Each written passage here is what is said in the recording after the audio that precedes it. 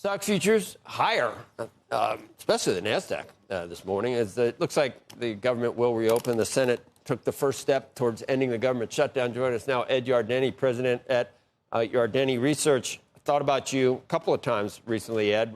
Number one, I thought about you when we basically were at 6,900 on the S&P. And I was thinking, wow, Yardeni was 7,000. And actually, you think it could even go further than that, maybe by the end of the year. And then I thought about Tom Lee, who said he had similar targets, but said near term, definitely going to be bumpy because of the AI trade. And people were definitely worried about AI. Is that finished, or is there more to come in terms of just that particular sector? Yeah. Tom and I have basically been looking at the market the same way. And a week ago, when I saw that the bull-bear ratio that Investors Intelligence puts out was over 4, I concluded there are too many bulls.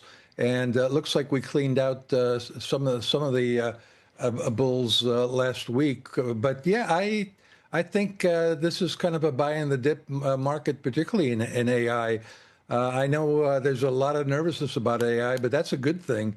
In the late 1990s, when I was around during the bubble, the tech bubble followed by the tech wreck, nobody saw the tech wreck really coming. Nobody was really worried about a bubble in the market that I can recall.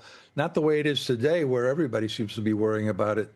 But I think AI is all right. I think it's basically an app that has widespread applications, and what the payoff is actually in the cloud. The cloud providers are making a fortune as a result of AI.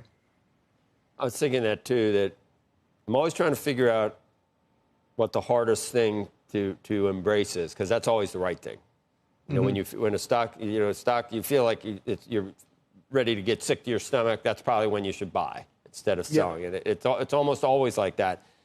So my idea is maybe we still don't understand how transformational AI could be down the road, and we could still be it. But we won't know for quite a while. What fascinated me about your comments, Ed, was how strong earnings have been. In fact, you could say that there's a floor underneath this market, not based on multiples expanding, which could happen because of the Fed, but based on the E side of things, much better than people thought.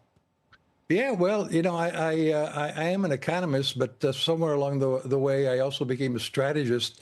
And I always found economics a little bit difficult because there's so many variables you have to forecast. When it comes to strategy, as you said, it's really PE times E.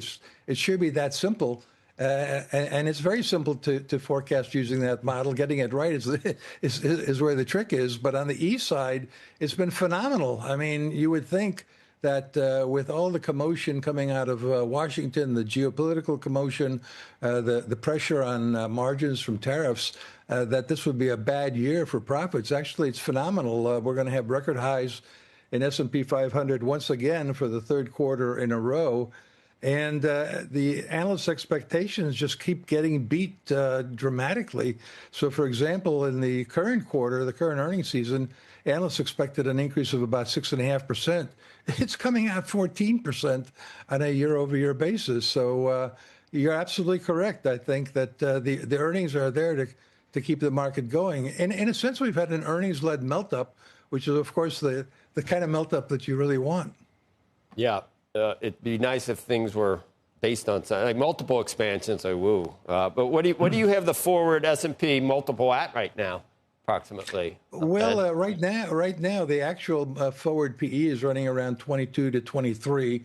It's been there on and off. I mean, when we came out of the pandemic lockdown and the Fed came in with its monetary easing to help us get through it all, we saw that the PE zoomed up to 22.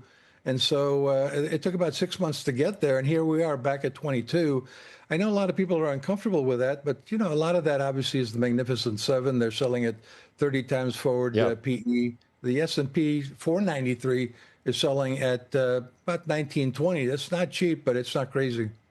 Yeah. So you 7,000 by the end of the year. Or if you change that you should have stuck to all. Yeah. No, the basic bottom line of it all is we're in a bull market.